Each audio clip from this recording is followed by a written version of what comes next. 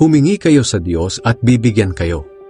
Hanapin ninyo sa Kanya ang hinahanap nyo at makikita ninyo. Kumatok kayo sa Kanya at pagbubuksan kayo. Sapagkat ang lahat ng humihingi ay nakakatanggap. Ang naghahanap ay nakakakita. At ang kumakatok ay pinagbubuksan. Kayong mga magulang, kung ang anak ninyo ay humihingi ng tinapay, bibigyan ba ninyo ng bato? At kung humihingi siya ng isda, bibigyan ba ninyo ng ahas? Kung kayong masasama ay marunong magbigay ng mabubuting bagay sa inyong mga anak, gaano pa kaya ang inyong amang nasa langit? Ibibigay niya ang mabubuting bagay sa mga humihingi sa Kanya. Gawin ninyo sa inyong kapwa ang gusto ninyong gawin nila sa inyo. Ganyan ang tamang pagsunod sa kautusan ni Moises at sa mga isinulat ng mga propeta.